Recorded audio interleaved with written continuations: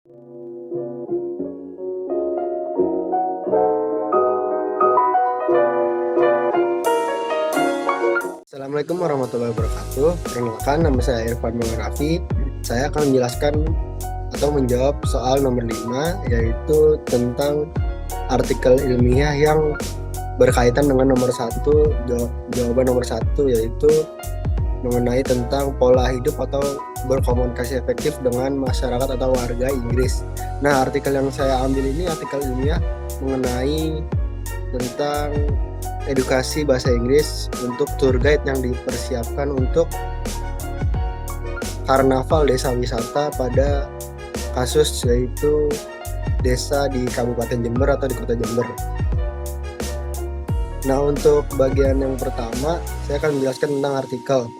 Nah, artikel ilmiah ini menyangkut tentang bagaimana komunikasi yang efektif yang dapat terjalin ketika tour guide dan wisatawan dapat berkomunikasi dengan baik.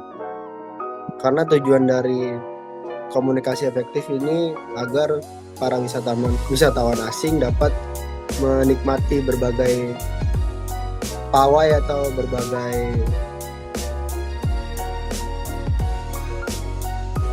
wisata yang ada di Kabupaten Jember atau di Kota Jember. Nah, yang pertama saya akan jelaskan mengenai apa tujuan dari desa wisata yang dicanangkan oleh pemerintah Kabupaten Jember. Yang pertama, pada awal sesinya ada 3 desa yang dikemas menjadi desa wisata, yaitu Desa Arjasa, Sukorambi, dan Desa Sumberrejo. Nah, Kepala Dinas Pariwisata Kabupaten Jember, Pak Arief, menjelaskan dalam 5 tahun terakhir harus ada objek wisata yang harus dikembangkan di 3 desa tersebut. Nah, pada tahun 2012 tercatat 30 objek wisata, dan pada tahun 2018 atau 6 tahun kemudian terdapat penambahan yaitu 90 objek wisata. Nah, hal ini merupakan suatu yang signifikan yang akan mendongkrak pariwisata yang ada di Kabupaten Jember. Berikutnya saya akan menjelaskan tentang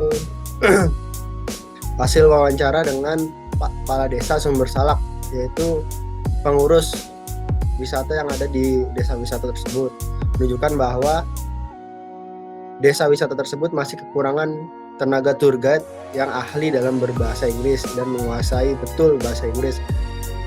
Nah, kendala tersebut akan mengatasi berbagai permasalahan, yaitu ketika banyak wisatawan asing yang akan berkunjung ke Jember, khususnya kepada desa wisata yang ada di Jember. Nah, dalam penelitian ini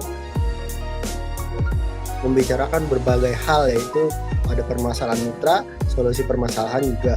Nah, dalam permasalahan mitra juga dalam artikel ini terdapat minimnya keterampilan dan kemampuan komunikasi dalam bahasa Inggris oleh pemandu wisata atau tour guide. Nah, untuk itu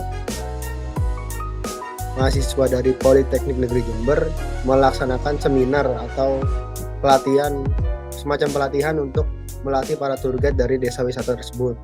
Nah, solusi dari permasalahan ini adalah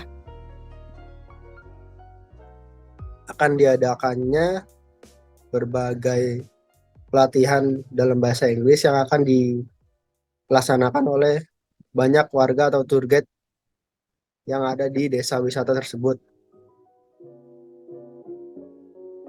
Nah, desa wisata ini akan di-develop atau dibangun dari yang pertama adalah menganalisa tentang beberapa hal yang perlu dilaksanakan atau pelatihan-pelatihan yang perlu dikembangkan oleh desa wisata tersebut.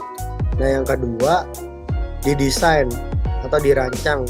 Nah, pelatihan dari desa wisata tersebut harus dirancang agar dapat melatih berbagai warga dari berbagai background mereka yang tidak fasih dalam berbahasa Inggris akan fasih dalam berbahasa Inggris. Nah, berikutnya adalah implement atau implementasi. Tahap ini adalah progres yang harus dikembangkan lagi, atau implementasi atau yang biasa disebut dengan prakteknya ketika pelatihan itu akan dikembangkan. Nah, ketika implementasi ini harus dilaksanakan bagaimana prakteknya ketika tour guide itu harus berkomunikasi dengan para wisatawan.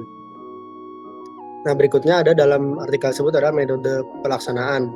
Nah, pelaksanaan tersebut adalah ketika diadakannya Jember Festival atau festival desa wisata yang ada di Jember, para tour guide harus aktif dalam berkomunikasi dengan para turis yang ada di Jember. Bisa dari luar negeri atau luar Asia, luar Eropa, atau di benua Amerika. Nah, dalam artikel tersebut terdapat banyak hal atau faktor-faktor yang mempengaruhi komunikasi efektif yang ada pada event tersebut. Nah, dalam event tersebut terdapat banyak sekali permasalahan dan harus dilaksanakan evaluasi. Dan evaluasi tersebut membuahkan berbagai hal yang perlu dikembangkan lagi atau diperbaiki dari segi metode dan pelaksanaannya. Nah, dalam metode dan pelaksanaannya terdapat banyak yang perlu dievaluasi lagi.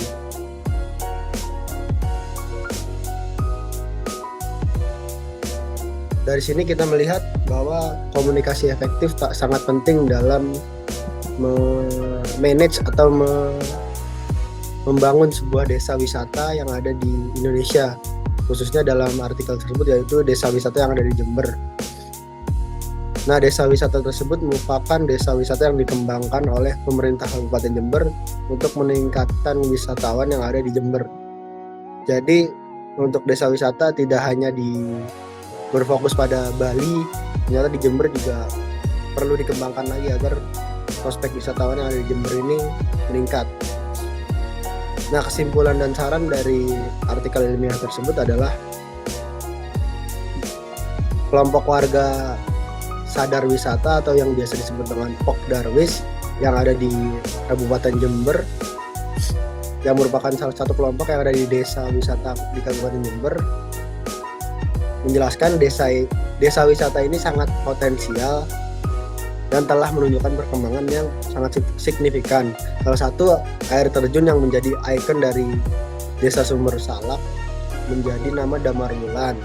Penamaan air terjun ini tidak lepas dari peristiwa sejarah yang diceritakan secara turun-temurun. Hal ini akan meningkatkan rasa penasaran para wisatawan asing maupun luar daerah. Namun dengan adanya potensi ini, warga dari desa Sumber Salak ini wajib untuk diberikan pelatihan tentang komunikasi efektif dengan para turis asing atau turis dari luar negeri, khususnya untuk mempelajari bahasa Inggris ya.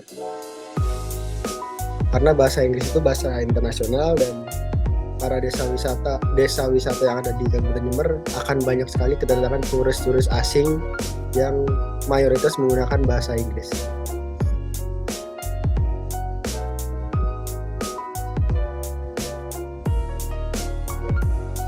Nah, kesimpulan dan sarannya untuk kegiatan dari Festival Desa Wisata ini adalah saran dari kelompok sadar wisata, ratusan wisatawan yang dari Kabupaten Jember dan mancanegara seperti Eropa dan Asia sangat antusias untuk mengunjungi desa wisata ini.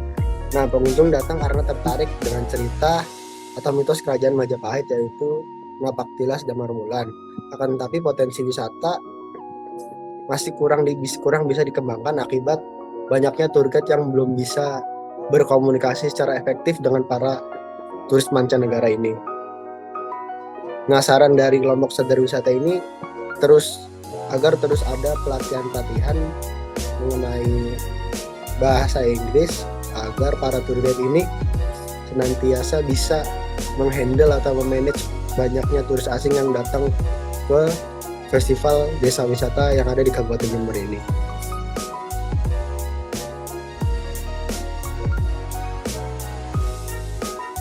Nah, dalam kegiatan seminar atau pelatihan ini dilakukan dengan metode ADDIE atau Analysis, Design, Develop, Implement, dan Evaluation.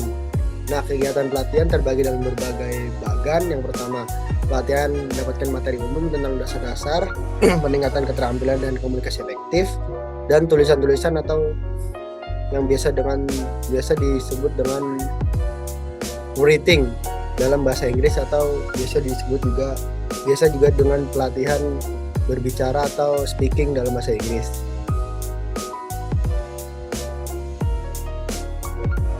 Nah, sekian penjelasan dari saya mengenai artikel ilmiah tentang komunikasi yang efektif dalam bahasa Inggris. Nah, saya akan menjelaskan tentang berbagai tips-tips dalam mencapai komunikasi efektif ketika ada di suatu perbincangan bisnis. Nah, yang pertama ada yang bisa kita jelaskan, yaitu jadikan komunikasi sebagai perangkat utama untuk menjalin relasi. Nah, supaya bisa melakukan komunikasi yang efektif, tentu kita nggak harus punya mindset yang kayak kita harus good looking, kita harus cantik atau ganteng, nggak perlu. Yang penting kita punya pemikiran yang bagus, kita punya attitude yang bagus, itu akan menjadi pemikat lawan bicara kita ketika kita mengimplementasikan komunikasi efektif. Nah, jika sudah meletakkan komunikasi yang baik sebagai prioritas ketika melakukan komunikasi, misalnya di kantor, di rumah, di organisasi, itu akan menjadikan kita sedikit lebih maju daripada teman-teman kita yang belum bisa menjadikan komunikasi efektif untuk sebagai landasan utama ketika kita berkomunikasi dengan orang lain. Nah, yang berikutnya kita akan menjelaskan tentang belajar untuk memperhatikan dan mau mendengar orang lain. Nah, komunikasi itu tidak hanya satu arah. Komunikasi itu terdapat ada 2 arah, 3 arah, 4 arah. Namun yang kita harus pelajari itu yang 2 arah terlebih dahulu. Karena yang dari 2 arah ini kita akan mempelajari banyak hal, yaitu bagaimana kita mendengarkan, bagaimana kita menganalisa pembicaraan orang lain, bagaimana orang lain dapat membalas argumentasi kita atau mendengarkan argumentasi kita. Jangan cuma mau didengarkan saja, tapi sebagai orang yang berkecimpung di bidang usaha atau bisnis, kita juga harus menyiapkan telinga untuk mendengarkan keluh kesah atau kesan-kesan yang akan diberikan oleh pelanggan kepada kita atau rekan kerja kepada kita. Yang berikutnya ada siapa lawan bicaramu, atau kita harus memperhatikan siapa sih lawan bicara kita gitu. Kalau lawan bicara kita yang levelnya masih setara dengan kita bisa menyeimbangkan dengan cara yang seperti biasa atau sopan, tapi seperti biasa. Nah, ketika kita berbicara dengan orang yang levelnya di atas kita atau bisa guru kita, dosen kita harus berbicara merendah. Karena jika merendah, mereka akan senang, mereka akan merasa disanjung, mereka akan merasa dirinya memiliki banyak yang perlu digali. Nah, saat melakukan komunikasi bisnis dengan mereka, kita juga harus tahu nih bagaimana kita manage-nya. Nah, hal ini berkaitan dengan cara respon kita terkait pendekatan yang akan kita berikan pada komunikan ketika kita memulai suatu bisnis. Nah, tentu melakukan partner kita atau rekan kerja kita yang sudah seusia dengan orang tua itu akan berbeda. Misalnya kayak dosen atau teman sebaya kita gitu. Oleh karena itu kita harus bisa membedakan gaya komunikasi kita dengan orang lebih tua kita, yang lebih tinggi level dari kita, dan orang yang sepantaran atau selevel dengan kita. Nah, berikutnya saya akan menjelaskan tentang jujur. Jujur itu kunci utama, yaitu jujur ketika berkomunikasi adalah kunci utama dalam komunikasi efektif. Nah, dalam berbisnis juga kita harus jujur ketika kita sedang berkomunikasi. Kita harus memberikan pernyataan atau pertanyaan pada dia agar kita memastikan bahwa dia bohong atau jujur sih gitu. Nah, pastikan banyak proses atau sebuah analisa agar kita tidak gampang dibohongi gitu. Ketika dia mencoba untuk bohong, kita harus menganalisa apakah dia akan bohong, atau kita dapat menganalisa atau gerak mimiknya atau gerak tubuhnya itu mengindikasikan dia jujur atau bohong sih gitu. Tapi dalam komunikasi efektif kita dianjurkan untuk jujur agar komunikasi itu dapat tersampaikan dengan baik. Nah, berikutnya adalah mimik yang tepat. Kita harus memberikan gaya bicara atau gaya mimik wajah yang tepat ketika berbicara dengan seseorang lain, khususnya dalam komunikasi bisnis. Kita juga harus bijak mengeluarkan mimik atau gestur tubuh saat sedang bersama rekan kerja.